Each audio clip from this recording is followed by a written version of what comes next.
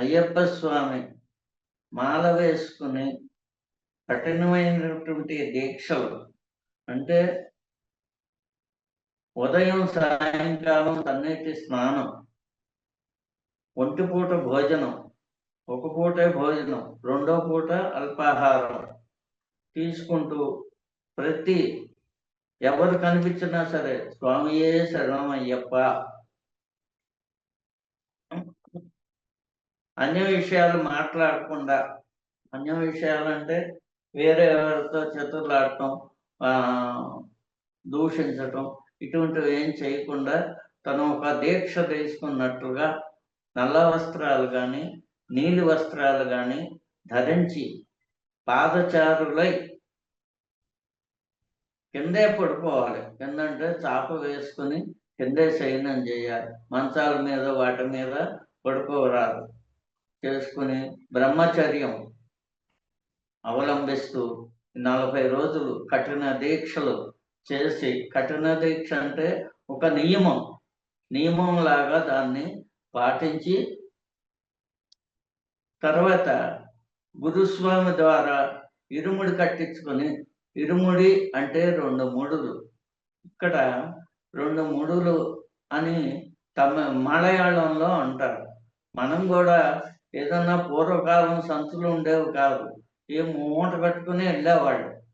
అలాగా ఇప్పుడు దేవాలయానికి వెళ్తాం, మనం ఏం చేస్తాం, కొబ్బరికాయ పళ్ళు పూలు తీసుకెళ్తాం.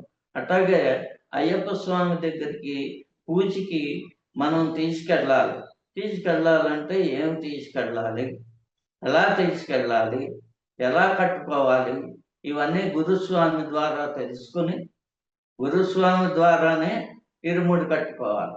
ఇరుముడిలో 2 ముళ్ళు ఉంటాయి. మొదటి ముడిలో భగవంతుడికి సమర్పించేవి ఏవైతే ఉన్నాయో అవన్నీ తీసుకెళ్ళాలి.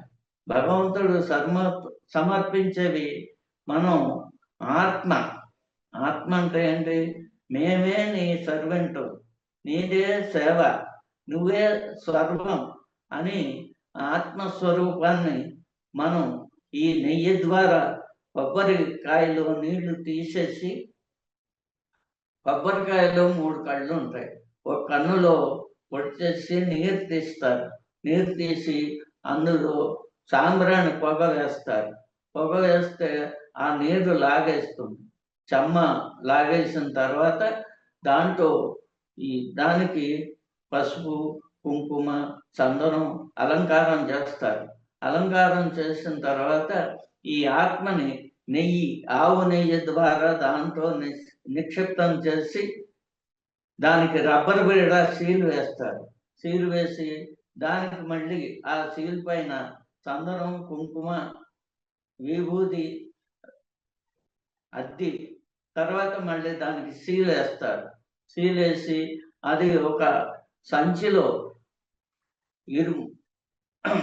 దక్షిణతో దాంట్లో నిక్షిప్తం చేసి ఆ సంచిలో దాన్ని మూటగా కడతారు.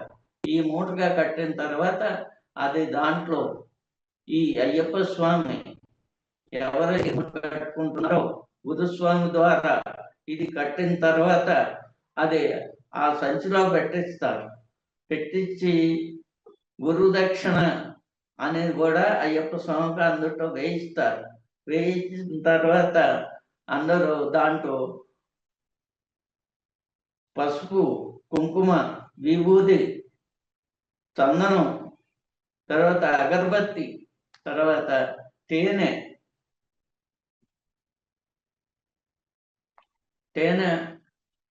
కూడా అన్ని ప్యాకింగ్ చేసి వేస్తారు. 2-3 సామాన్లు అంటారు, ఇంకా కొన్ని కూడా వేస్తారు.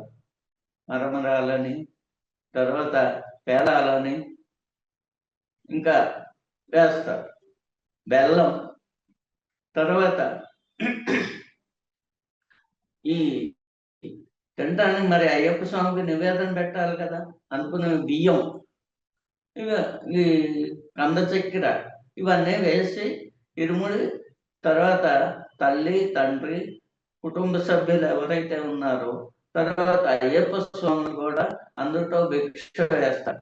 దాన్ని ఇరుముడి భిక్ష అంటారు. ఈ ఇరుముడి భిక్ష అయిన తర్వాత గురుస్వామి దాన్ని ఒక మూట కింద కడతారు. మూట కింద కట్టిన తర్వాత రెండవ వైపున ఓపెన్ చేసి మనం యాత్రకి కావలసినటువంటి పప్పు, ఉప్పు, మిరపకాయ, చింతపండు, కూరగాయలు అన్నీ కూడా అందులో నిక్షిప్తం చేసి దాన్ని ముడి కడతారు.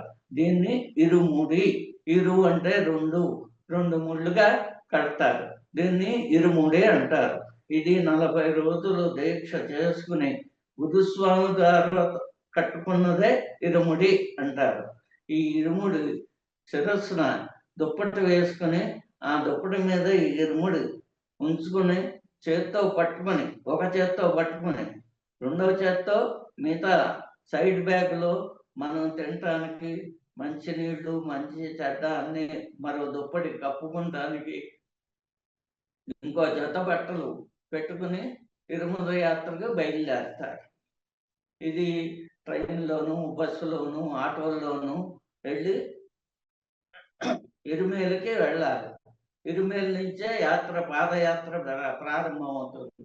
అట్లా వెళ్ళలేని వాళ్ళు పంబకి చేరి పంబ నుంచి పంబలో స్నానం చేసి అక్కడి నుంచి మళ్ళీ ఆ ఇరుముడి శిరస్సును ధరించి వనయాత్ర చేస్తారు. ఈ వనయాత్ర సుమారు 8 కిలోమీటర్లు ఉంటుంది. ఇది నీలిమల యాత్రం, అప్పాచిమేడు,